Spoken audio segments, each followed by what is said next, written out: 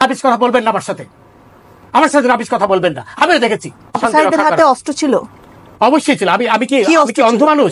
তার হাতে লাঠি ছোটা ছিল, আমি নিজে দেখেছি। লাঠি দিয়ে সে আপনি শোনেন, আপনি তো একা দেখেননি নাকি, আরো অনেকেই দেখেছে। সেটাই বলছি, চলে আমিও দেখেছি, আমি দেখেছি যে অবস্থা। কথা শুনে মনে হচ্ছে না ডোন্ট প্লিজ এই ধরনের রাবিশ কথা বলবেন না আমার সাথে রাবিশ কথা বলবেন না। আমিও দেখেছি। উত্তেজিত হবে আপনি আমাকে উত্তেজিত করছেন। আপনি তো তাদেরই পক্ষের লোক বলে মনে হচ্ছে।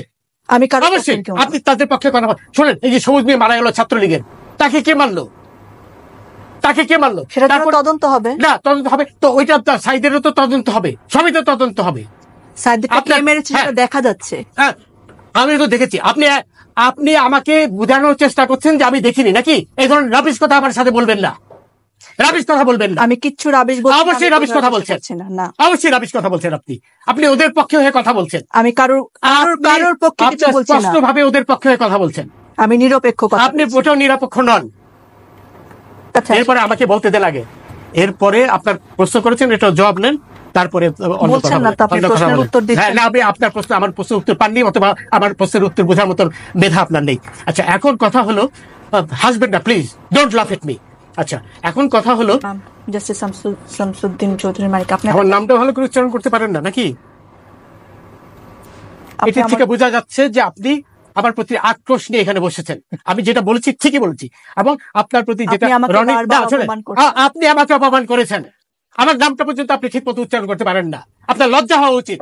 এবং রনি যেটা বললো, আপনি এবং ভাব দেখাচ্ছেন যে আপনি একাই সেই টেলিভিশনটা দেখেছেন। আমি যখন বললাম আমিও দেখেছি, তারপরে আবার আপনি আমাকে বারবার উস্কানি দিচ্ছেন যে আমি দেখেছি কিনা। তার মানে আপনি একাই দেখেছেন, আর কেউ দেখেনি। শোনেন রনি, কালকে যে না উত্তেজিত হওয়ার কারণ হচ্ছেন আপনি আমাকে উত্তেজিত করছেন, মানে এমন ভাব দেখাচ্ছেন যে আপনি একাই দেখেছেন, আমি দেখিনি।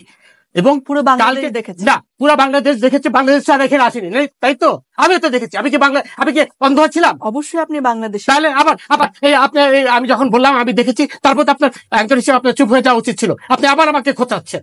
শুনেন, এইখানে আমাকে বলতে দেন প্লিজ, লেট মি স্পিক।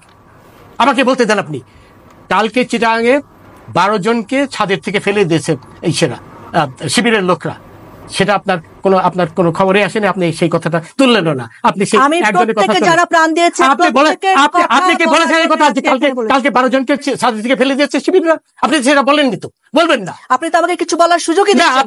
আপনি তো শুরুই করেছেন এইভাবে যে আপনি পরিষ্কার ভাবে প্রমাণ করেছেন আপনি তাদেরই লোক। আমি আবার রিপিট করছি, I have no hesitation in saying that.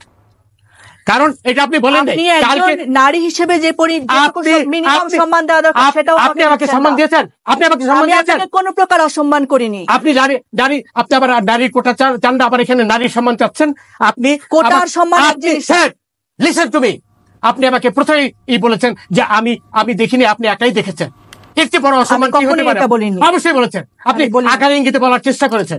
আপনি যে তাদেরই একজন, এটা আপনি পরিষ্কারভাবে প্রমাণ করেছেন। আবার বলেন যে নারীর সম্মান আপনি। আমার ধারণা আপনার অন্য কোনো কারণে আজকে মন মেজাজ। না, আমার মন মেজাজ তো খারাপ হবেই।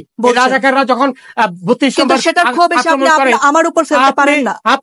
আপনি শুরুই করেছেন তাদের পক্ষে নিয়ে কথা বলার জন্য। আমি এখানে আপনার সাথে যুদ্ধ করতে বসিনি, আমি আপনাকে প্রশ্ন করতে বসেছি। আপনি তাদেরই একজন লোক হয়ে এখানে বসেছেন। আমি কোনো প্রকার যুদ্ধ করতে, আমি এখানে নিরপেক্ষভাবে বসি। Please keep coed. আপনি এখানে অ্যাঙ্কার হিসেবে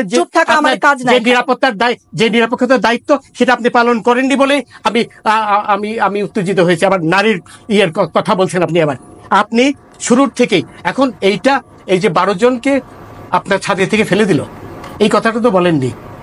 এই কথা দিয়ে আপনার শুরু করা উচিত ছিল।